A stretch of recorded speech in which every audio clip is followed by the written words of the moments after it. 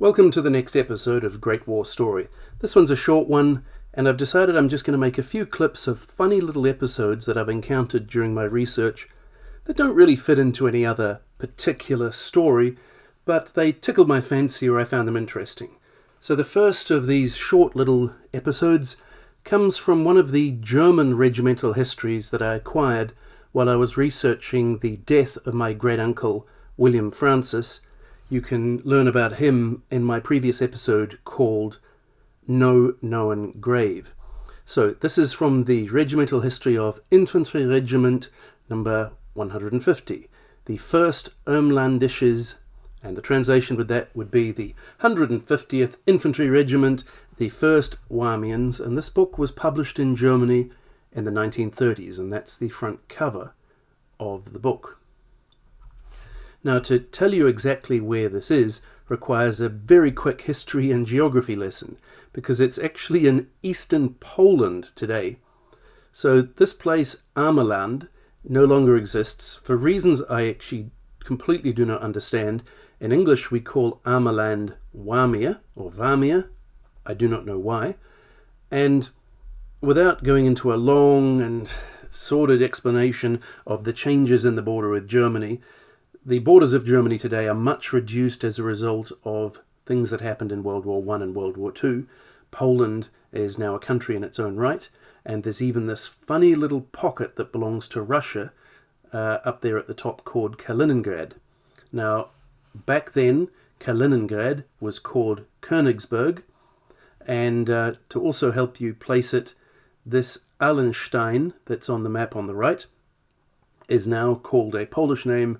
And do not ask me how to pronounce that. I'm going to guess Olzitzen or something like that. And one other little, there they are, Königsberg and Allenstein. One other place I wanted to mention is Gardens. If you watched my previous episode, No Known Grave, about the death of William Francis, I happened to mention some officers who were in a prison camp near Gardens.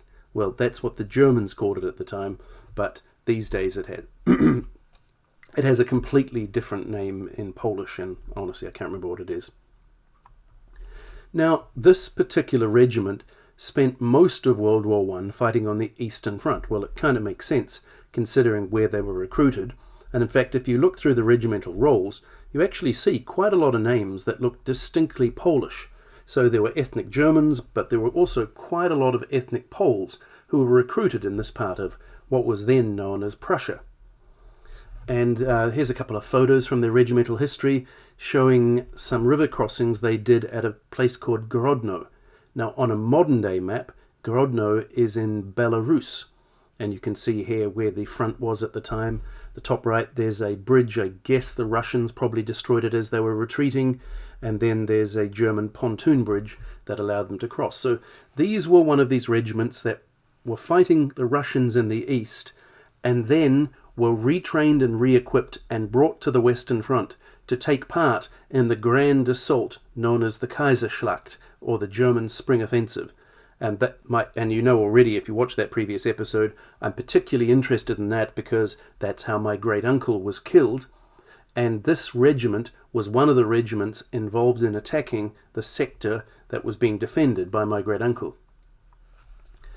And here is the account, and I've put it in a kind of a Gothic font because in the original German it's actually printed in a Gothic font.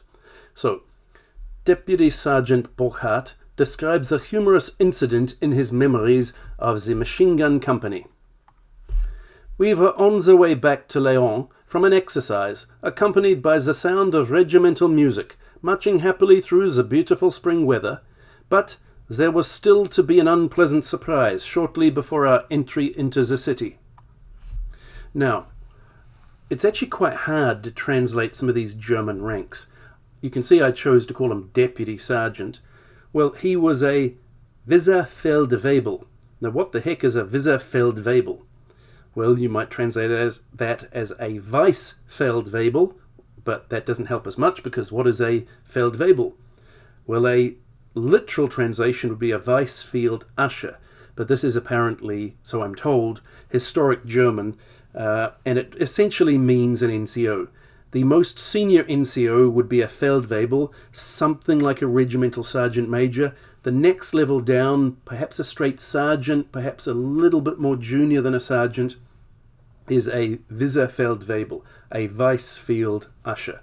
Usher kind of makes sense historically. What does an usher do? An usher tells people where to go. So in the field, on the battlefield, you have these junior people with rank telling all the soldiers where to line up and where to go. I guess it kind of makes sense, even though it sounds a bit odd in English. Now, I did have a go to see if I could identify who is this Burkhardt, and I failed. I did find there were several people called Josef Burkhardt who were from what is now Poland, but was Germany back then, and they did seem, as far as I can tell, to have been Jewish. But Burkhardt isn't distinctly a Jewish name, so that didn't really help me. While I was searching around, I actually found this story completely irrelevant but rather interesting about this Paul T. Burkhardt, who was a German spy who went to USA and was arrested by the FBI and prosecuted. I think he got 10 or 20 years in prison for it.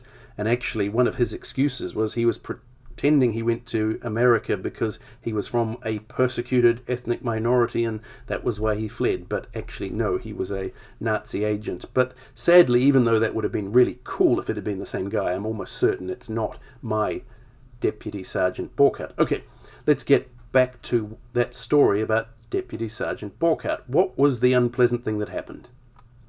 Well, there they are, the German troops marching along the road, and there's a typical street that you'd find in France, lined with trees and all of the rest. And this, in fact, shows you what the regimental band, or the marching band of the 150th Regiment actually looked like. It's in 1912, so their uniforms would have been a bit different, but these are, in fact, the band members of the regiment. Okay, back to it. We suddenly hear a whirring in the air. Aeroplanes approached us. The singing sound of the engines showed us that they were hostile. Are you just going to observe us? Now, I know you're going to complain that biplane I showed you was clearly American and probably nothing like the kind they would have seen in World War II. Now, so I went on Dropbox to go through all my photos. Dropbox has this really interesting feature where you type in a word like biplane and it produces a bunch of results for you. And across all my photo albums, so these are some of the images that came up with me. It showed me the Wright brothers flyer that I saw at the Smithsonian in Washington, D.C. It showed me some photos from the RAF Museum just outside of London, or outskirts of London. And yes, indeed, there was actually a British triplane, never actually used by the Royal Flying Corps, but it did see action with the Royal Navy Air Service, and this Albatros, sadly for the Germans, is a replica. There's also some planes that were at the Planes of Fame Aircraft Museum in Chino in Southern California. And perhaps my favourite was the Snoopy ride with my son and my daughter in the foreground at Knott's Berry Farm. Back to the story, though. When they were above the marching battalion, they dropped bombs. These fell into ever closer proximity to the marching column. Suddenly a bomb exploded in the road ditch. The column was destroyed like the wind. The road was empty. I actually found it quite hard to find decent photos of soldiers scattering, so the ones on the left are obviously World War II Americans. The ones on the right are actually wounded New Zealanders sheltering in a ditch, but you get the impression. Only the kettle drums of the regimental band stood alone and abandoned on the road.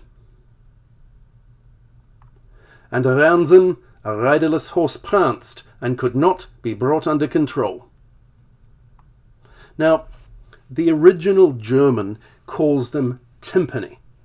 Now, when I see the word timpani and think of timpani, this is what I imagine. Now, clearly that can't be exactly right, which leaves me with a choice about exactly how to translate it. Now, they did have a kind of timpani or kettle drums that could be used with mounted units or guys on horseback, so it may very well be something like this picture over on the left, or it could be more like this captured German I forget what they call it, but it's a drum that marching bands would have had with them that the Australians captured. You can see this photo is from the Australian War Memorial. So I'm not entirely sure which kind of drum it is, but it might very well be a kettle drum like you see on the left. The aeroplanes withdrew, there being no serious losses, and after everyone had gradually reappeared, we went, with brisk music, into the quarters at Léon. And this is, in fact, from that regimental history, from this time period, by the Lyceum in Léon. And one of the other photos they had from Léon was actually rather interesting for me. It shows a graveyard, and look at the slogan, Gott mit uns, God is with us. I guess everybody thought that God was with them, and to me it sort of feels a bit morbid putting it there in a graveyard, but that is a photo of, I guess a lot of German war dead, and they had put this slogan in the middle of the graveyard. And there is a photo of a bunch of the guys from this regiment.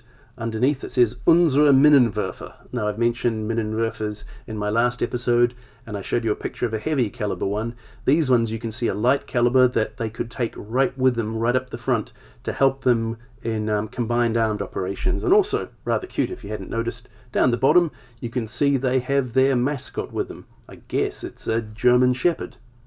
Now as I said, I'm keeping this rather short, so that's all I've got for you today. So I'm going to say good evening to you.